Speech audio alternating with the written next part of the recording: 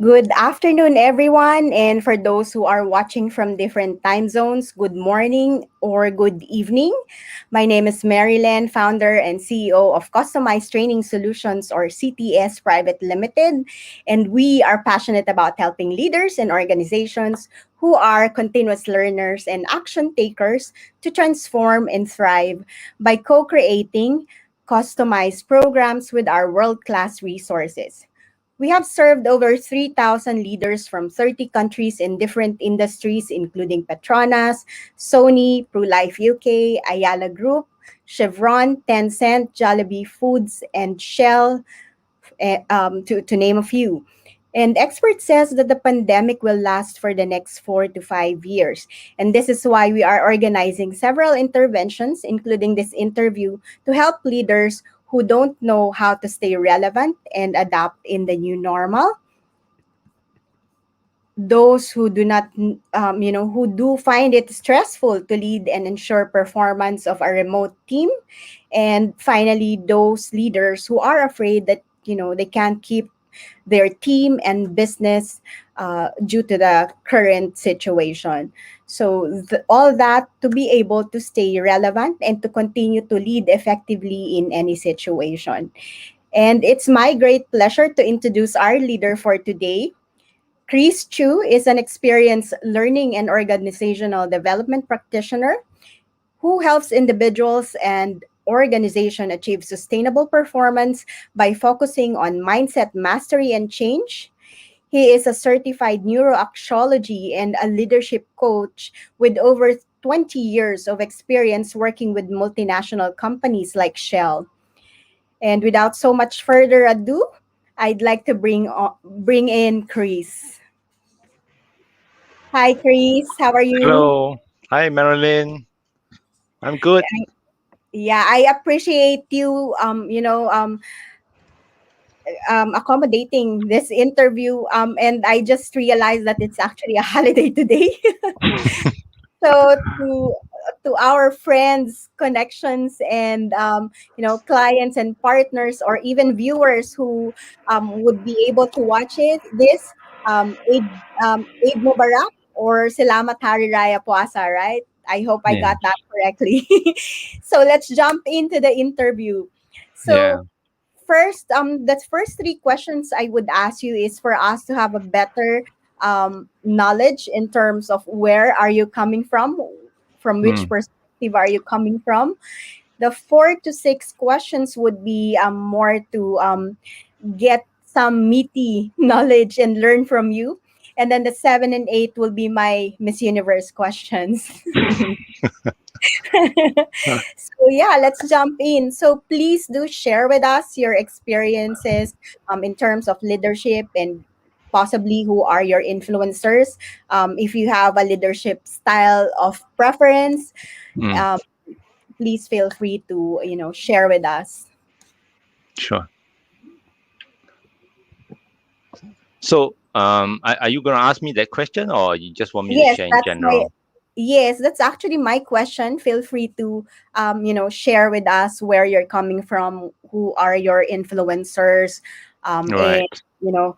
what's your leadership style and probably experience as well in terms of leadership. Mm. Okay. Mhm. All right. So first of all, thank you very much for inviting me to be on this interview call. It's a real pleasure to be able to reach out and hopefully share some useful experiences or tips based on my own personal experience. Mhm. So yeah, to start things off, I my leadership experiences were, I think, not really that different from a lot of people out there. My first leadership experience was really, when I first, joined an organization, and how I experienced that. Being an employee with my very first manager. So that was, in Mhm. fact, kind of like my first experience Mhm. with leadership. And I must say, I was very, very thankful, also very grateful that my manager at that time was really a great role model, and Mhm. I learned a lot from him. And I think that started off, shaping, the influence on how I see leadership. Mhm. So on of course, along the years, I know I learn from different leaders that I work with, and Mhm. also, of course, becoming a leader myself, leading Mhm. project teams later on, and then further on, leading a department. I would say largely my kind of leadership style I would typically advocate or go for would be the situational style, Mhm. because I don't think one style works for for all situations. So I think that's really one of the most important things I've learned, that Mhm. we need to adapt and flex our leadership style, and my leadership style depending on the people that I work with. Mhm. Um, yeah, so. One big influence, I must say, for me in this area of leadership is Stephen Covey. Mhm. He wrote a really well-known book back in the day, Seven Habits of Highly Effective People, and Yes. that has influenced me greatly, I must say. Um, and in fact, that book kind of changed my career trajectory, and Mhm. my life trajectory, to do the kind of work that I'm doing now. Because I used to be an operations service manager and later a project manager. Mhm. But then subsequently, I made a pivot. I changed. I made a transition, and I decided to focus my energies on helping people learn and helping people grow and helping organizations grow and learn as well. So those were kind of my influences broadly on leadership. Mhm. And yeah, I mean, leadership to me is really about helping people be the best they can be, and of course the leader does that through setting direction, Mhm. and also pulling the people together to achieve that goal or that mission. So Mhm. so overarching, that's what I mean, how I see leadership. But the focus is really on the people that you lead, the people to bring them together and Mhm. to help them be the best they can. Mhm. Yeah. So Sure. yeah. Yes, I appreciate you sharing your experience, and you're one of the lucky, I mean, leaders who have like great experiences and opportunity to be able to learn with good leaders in your, corporate experience, right? And I totally agree with you when it comes to, being able to have that, mindset of being able to pull your team together to, to create the mission or the goal that you look forward to attain, right? So Mm, yeah. that Yeah, no, I'm actually. just gonna add that. I'm just gonna add that. I mean, I mean, my experience is not just only the good leaders, but I've also had experience not so good leaders as well, and that I think it was also very helpful in terms of helping me see the contrast, and how that has an impact when I work with, let's say, a not so good leader, and what's the impact on me and also the other people around us. Yeah. So Right. I mean, I'm learning from both situations. Yeah. Hmm. And I believe partly you've already answered my questions in terms of what is leadership for you. But if Mm. you'd like to expand on it, please feel free to, share with us. Well, I mean, I don't really want to expand a lot, because I think that's really for me the key, the key essence of what leadership Mhm. is. And Mhm. and I think maybe the only thing I would add is that Mhm. in order for a leader to be able to do that, to be able Mhm. to lead and bring out the best in other people, Mhm. and also to pull everyone together, there is that important element of the leader needs to be able to lead himself well first. Exactly. Because yeah, if he's not able to do that, then that has a ripple effect on the people around him. Mhm. Yeah. Yes, and I believe that. And let me just share a summary of what you just said, that, helping people to be the best they can be, um, and being able to help them to be a better person, right? By leading oneself before leading others. That's beautiful. Mm, And yeah. so, how would you define and describe, a lot of things and a lot of changes, especially in organizations, I would say, will highly depend on leadership. And that's the reason why we're having this conversation from the Mm, start. And we've been hearing a lot of things about like new normal, next normal. And I just Mm. wanted to understand if you were to define or describe the next normal, how would you Mm. do Okay. Yeah, I mean, indeed, yeah, the next normal has been around for a while. it? And indeed, I don't have a crystal ball, right? Like I say, I can only make intelligent guesses, how that new normal will look like. But based on my guesses, I think there are a few things that will be important, Mhm, or that would stand out in the next normal. Number one, I think this thing about digitalization, there will be greater digitalization, mhm, which means that we will use technology a lot more, mhm, to learn and to work in our learning lives and in our work lives. So there will be like greater virtual working, mhm, greater virtual learning, as that forms that part of that new landscape.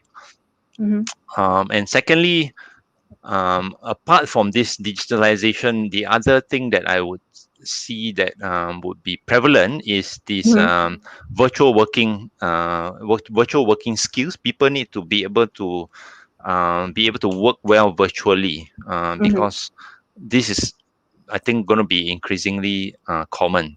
mhm, And how do they learn the skills, right? And also and gain the confidence and the ease, in being able to work with other people virtually, mhm, as smoothly, as they would with somebody, in the office. So that's, I think, would be the kind of the second thing I think would be a norm. um, and then the third thing would be, of course, because of this change in the way we work, mhm, there people would need to now focus a lot more on how do they stay how do they stay resilient, how do they stay motivated, how do they take care of themselves, right? How do they mhm, mhm. keep themselves in a good state of mind and take good care of their body. And so self-care is very important Yes. in this new normal, because when we are working virtually more, there is a tendency not to actually do that, because we are glued to the screen a lot of times with virtual meetings. Yes. And yes, in fact, I mean, a little story. I mean, I was coaching somebody yesterday, and she was telling me that when working from home, they we don't really walk around. Like, in the office, you need to walk quite a distance, maybe to the Mhm, washroom, mhm. and then along the way you meet people, and then along the way, you maybe, you chit chat a bit, At right? the To chat, catch, yes. and that takes your mind off whatever is it that you were working on previously, Mhm, mhm. and that kind of like refreshes you. True. But when you're working at home, you don't really get to do that, because you're just, the toilet is just like, 2 steps away. so so you go there and then you come back, and then okay, back to the screen, right? So it's very different. Right. So there's this need, I think, this deliberate need to now take greater care of themselves, take care of the well-being part. Yeah. Yes. And if I may add, I just actually had a conversation earlier with one of the HR leaders in the Philippines. And in fact, speaking of working from home, she actually had like some pains, or I think like frozen arms, because I mean, Mm. sometimes when we work from home, we don't really have that, materials or space where we can also like work properly.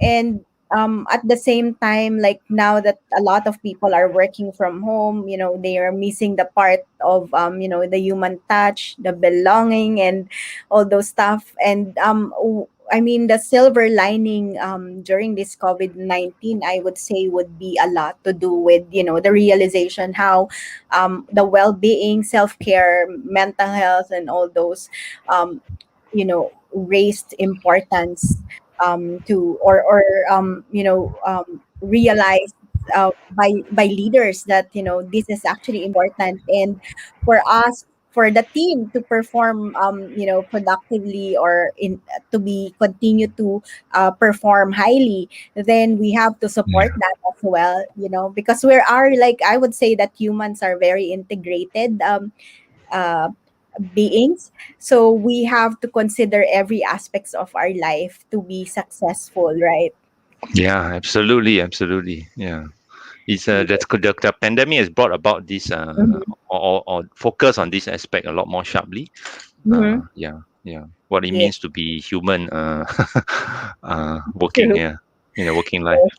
Yes, and that's on top of what you've mentioned of, the need to greater digitalization, and having that virtual working skills that we are doing right now. Mm. Yeah. So my next questions would be, from your experience as a corporate leader and working with corporate leaders right now as a coach, what Mm. would you say is the top three problems that they would normally face? Okay. All right. I would say one of the most common ones and the most prevalent one that I'm seeing is that the leaders are faced with increasing stress levels. Mm-hmm. So I think that's a very common thing that I'm seeing, right? For leaders personally, right? So it's about how they cope and manage stress that comes from, for all the changes and all the disruptions that's going on right Mm-hmm. now. Right. And all those changes and all those disruptions is causing a lot of stress, right? Whether that stress appears in a form of like work overload or Mm-hmm. how to change the business or how to get the people behind the changes. All those create the extra stress. And they're not, so there's this need to maintain that well-being, that personal well-being, right? In order Mm-hmm. to be sustainable, because this thing is going to be with us for a while. So Yes. and you can't run with the stress level so high all the time without having being able to manage that uh you know uh, in a sustainable way. Mm-hmm. So I think that is one major thing I'm seeing, right? The problems that Right. they are facing. how Mm-hmm. how do they manage and live with that stress, Mm-hmm. in a sustainable way, and Mm-hmm. still be productive and effective. Mm-hmm. Okay, then the second, I would say the second and third type of problems are more people related. Okay. So the first part will be the people related part, will be the like working with their own peers Mm-hmm. or their stakeholders Mm-hmm. in this, in their working life. Like how do Mm-hmm. they influence, or how do they get the buy-in, or how do they manage the resistance that they are, Mm-hmm. they are seeing in the people that they work with in terms of their peers or stakeholders. Mm-hmm. This is what I'm seeing a lot in, with the people that I coach, the leaders that I coach.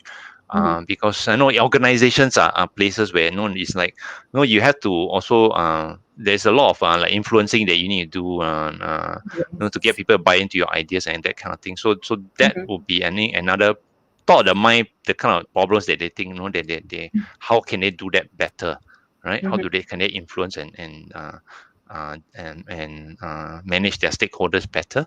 Mm-hmm. So that will be, I think, the people skills on the second one. The third one will be, again, is still people skills, but in this case now, is about their own teams, right? How do they manage and motivate their own teams, Mm-hmm. um, so that their team members are still engaged in this new environment? How do they build trust with them, and still get good performance out of them? Mm-hmm.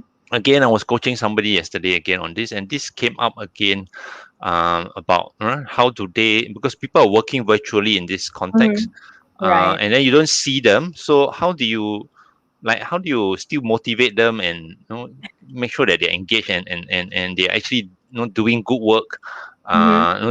They're still very motivated in what they do, Mm-hmm. because you don't see them, you don't know. So how do you build that trust as well? So how do you approach your leadership or management style, so that you're still able to build that trust and that engagement and that motivation with them, the people that you manage or lead. So I would say this, what I'm seeing are these are the kind of the three top problems that they face, and yeah, it's Thank more you for. people issues Mhm. and stress levels. Yeah. Yes, thank you for sharing that with us. And I would if I would add to that, I mean, I would say to connect it is that a lot of the stress are coming from not being able to be in control. I mean, Mm, that means, not being able to influence your stakeholders, or not being able to build that trust. And again, like what you've mentioned, sharing with your coaching yesterday, right? Where, you don't this has been raised as well during my interviews and conversations with leaders from around the globe, where they how can we actually build that trust? How can we know that they're doing their job properly, knowing that we can't see them? That's one. Second is that knowing that we have to let them go after 6 months. I mean, mm, and I think that has a lot to do with the culture within the organization as well, right? How mm. you can build that psychological safety, as we say. And Yeah. because of these two major problems that you've raised in terms of people handling, that actually in turn causes stress. Right. Yeah, yeah. The stress can come from the people issues, but I mean sometimes not just the people issues, but it's Mm-hmm. sometimes it's about their own personal issues, Mm-hmm. as well, or the business issue, right? All those Right. can lead to stress. Mm-hmm. And maybe I'll just add one word about the this need for control. The Yes, please. so people may it's about how they reframe their this Mm-hmm. understanding and their approach towards control, Mm-hmm. right? So control you can achieve control with different ways. You Mm-hmm. don't necessarily have to control people by by being Mm-hmm. very forceful. Exactly. And in fact, I mean, it's just redefining what you mean by control. And really, sometimes it's not about control. Sometimes it's Mm-hmm. about what you want is you want to able to empower them. But how do Exactly. you empower them such that they take ownership, right, about the work that they do? So it's shifting from, so one way is then there's a shift from how they can release control to more empowering people. So the approach then has to change. If you don't see it as a control thing, but if you Mhm, see it as mhm, an empowerment thing, mhm, then your whole communication approach and your whole interaction style will be different. mhm. All right. But in the end, in the end of the day, you still work, you still aim for the results. Right, Yeah. exactly. I love that you've mentioned about the reframing part. And, just now we're already learning from you in terms of some of the techniques that we can use to be able to um like make use of the right mindset, I would say, right? So Mm, anyway, thank you so much for that. And moving on to the next question. So what are the important leadership capabilities or skills that you must have in the next normal to continue to lead effectively, or possibly to even address the problems that most leaders are facing, right? So what do they mm, need to solve it? yeah. So I think for me, I think one area that I believe is absolutely very critical that Mhm. every leader needs to to focus on is themselves, right? Is their own how do they lead themselves well, especially what normally happens in in most people is that when things are not going their way, right, or not going Mhm. well, or when there's Mhm. stress, right, that's Mhm. when we end up not leading ourselves well. We end up maybe overdoing things or saying things that we regret. uh, Mhm. so so that ability to lead yourself well, I think, is absolutely critical, especially in times of stress and major changes. Mhm. So self leadership to me is number one, right? It's very Mhm. critical. Mhm. And that will actually help you. If you learn those skills, the self leadership skills, you will then be able to manage your stress better. You'll be more Yeah. resilient. And I would add on that, say that the mindset is one really critical part of this self leadership Mhm. part, Mhm. right? So again, True. back to the example, the control example, right? The someone who thinks he wants to control everything, And I've seen this a lot, and this is quite common. I'm gonna say, yeah, people want to control everything, want to stay on top of everything, but then you find it difficult, right? That because you can't control everything, because things is out of your control. So you and then you also find it difficult to then empower other people, right? Mhm, So how do you shift your mindset, right? mhm, And gain those skills so that you're able to empower other people. So mhm, that to me is one big category, the self leadership skills. mhm, And then the other, I would guess, the capability that's important is the engagement skills aspect, right? mhm, So the mhm. mindset skills is important, because Yeah. mindset will allow you to catch it, to catch what is wrong with yourself. What is it Mhm, that you are doing with mhm, yourself that is not effective?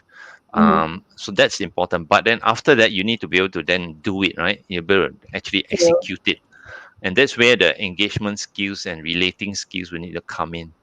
Mhm, uh, and and I would perhaps share the example here of engagement skills would be a lot for leaders, would be, for example, the coaching skills. mhm, um, so now I think it's even more important to develop those kind of coaching skills. Not to be, you're not to be a professional coach, but to as part of the role of the leader, if you start to adopt the lead coaching style, mhm, mhm, you are able to then better connect and build relationships with the people around you, whether it's your peers, your stakeholders, or your own team. So mhm, I think that is one example I can give, in terms of like mhm, coaching skills would be important. mhm, Whether it's a big team or small team, I think is mhm, absolutely critical, because that would then help, you better engage and mhm. build that relationship. So Correct. this would be another category, the Mhm, engagement, the mhm, communication skills aspect. Yeah. mhm. Yes, and I'm so glad that you've raised up the coaching skills for leaders. And I've been hearing, I think if I remember it correctly, a lot of the coaching inquiries came in only probably in 2019, although it's Mm, been around for the longest time.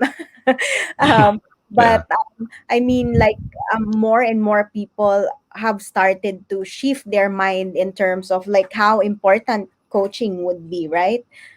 And again, that helps in uncovering also like more ideas from the and accountability at the same time coming from the Mm, team, right? Yeah, so yeah. thank you for Yeah. raising that up or for mentioning about coaching skills. Yeah. And so having said that, what do you believe? I mean, you've defined learning, you've defined what next normal is, and the role. You've made mention about learning as well, right? Earlier. So, Mm. what do you believe is the role of learning, leadership, and transformation in order to thrive in the next normal? Okay. Okay, I think this is a no, it's a very big role. I think learning leadership, plays a super big role Mm-hmm. in this new normal, because this new normal that we are facing right now, and we are going to continue to face, is actually a big change. It's a major change that everyone is facing. Mm-hmm. So in order to deal with this change, to be able to steer ourselves through it, to navigate successfully to it through this new normal, we need to be able to learn, right? So that's where the learning comes in. We need to be Mm-hmm. able to learn. Leaders need to be able to unlearn as well what they think used to be the way that they do things. They need to unlearn that, and then they need to relearn, right, how they can Yes. maybe change and change the way they lead, right, to help others and also to help other people do that, right? So that yeah, because if everybody can do it well, then of course then that transformation will happen, right? Mm-hmm. That transformation here, I would say, refer to the transformation of themselves, right? First, Mm-hmm. starting with themselves, becoming better, becoming more resilient, Mm-hmm. better able to handle future changes. And True. through all this personal transformation, then that would then, of course, lead to the greater team and organization transformation. Mm-hmm. So I that's how I kind of see everything kind of connected. Yeah.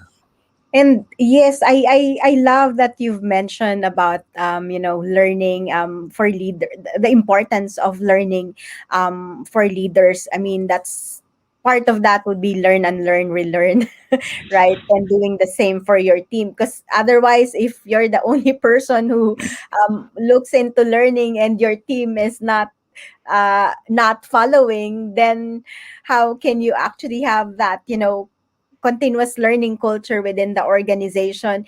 And through learning, that's where again transformation happens, right? Yeah, absolutely. Thank you for sharing with Yeah. us. So, if you have, this is now we proceed to my Miss Universe questions, our last two questions. So, if you have a magic wand and can use it, what will you do with it? Okay. All right. So, I mean, I actually quite love this. Quite like this Miss Universe question.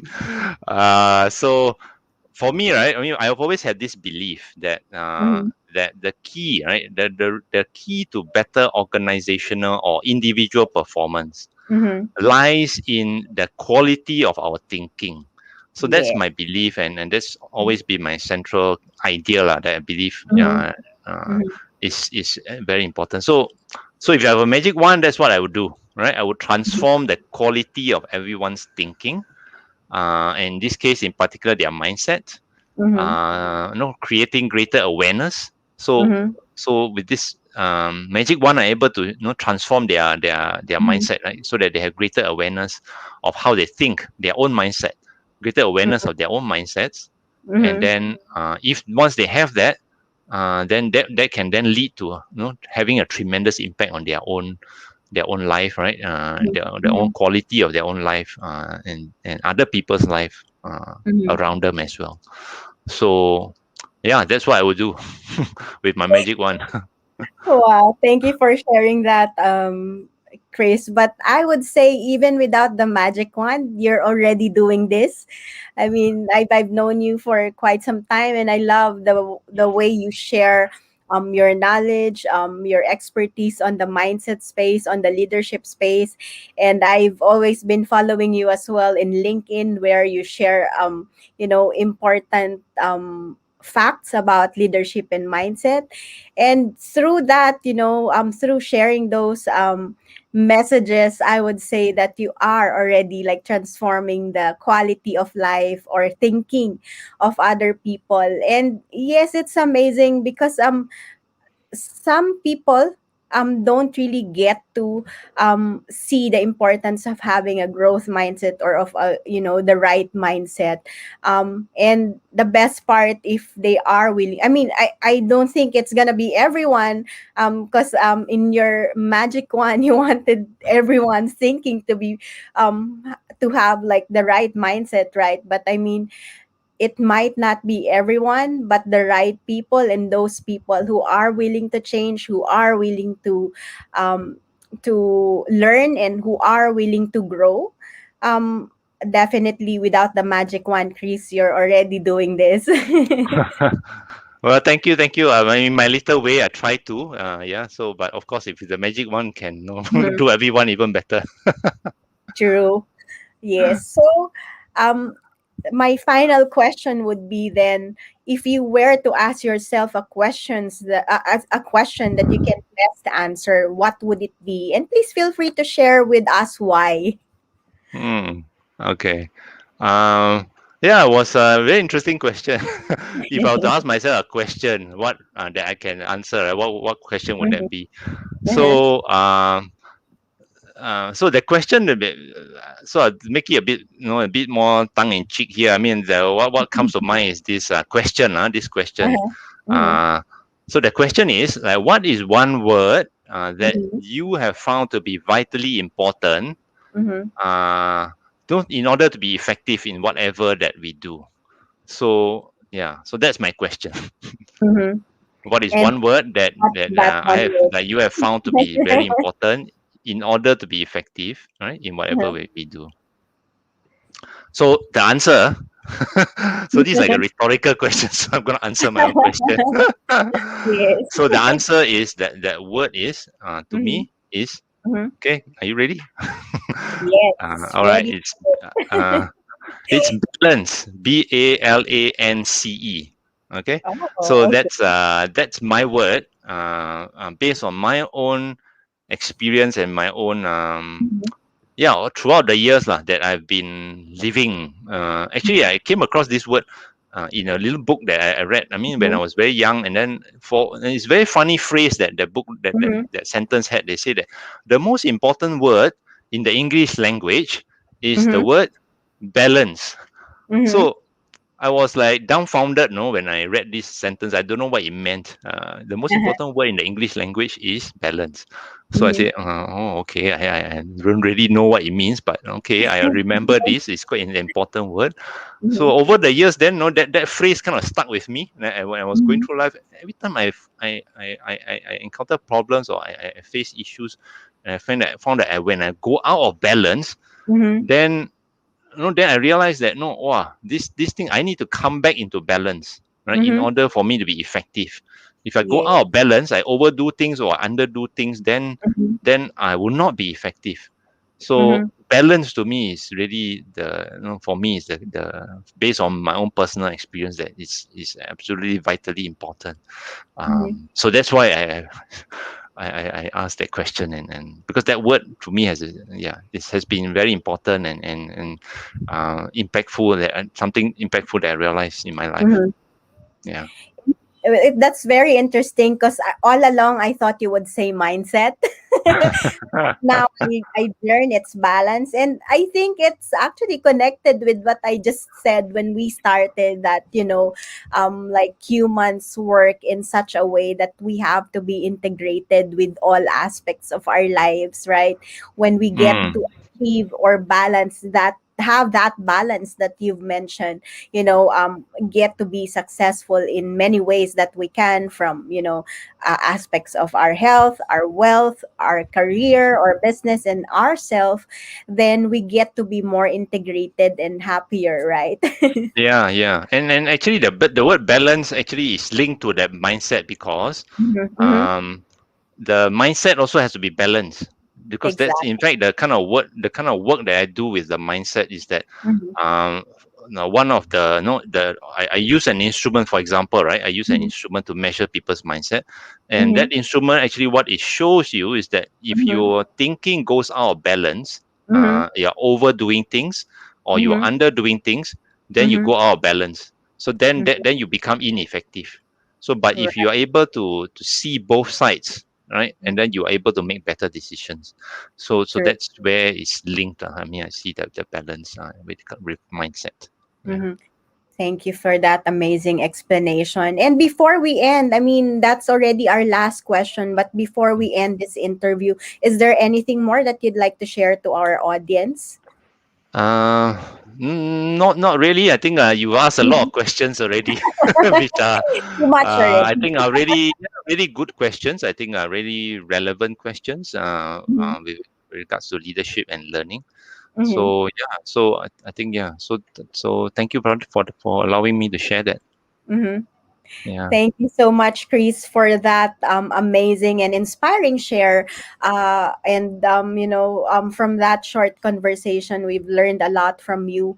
And of course, we thank everyone who are watching or will be watching our video or this interview. And we hope that they can join us as well in learning, networking, and other interventions. And in below banner, they can actually see where they can get in touch with us. I hope they can join us in our upcoming masterclass on Friday at 2 in the afternoon Singapore time, to learn how how leadership mindset can actually help you perform better, right? So with that, I'd like to thank everyone, and would like to leave you with this quote from Dolly Parton: if your actions create a legacy that inspires others to dream more, learn more, do more, and become more, then you are an excellent leader. Thank you so much, everyone, and bye for now. Okay. Bye bye.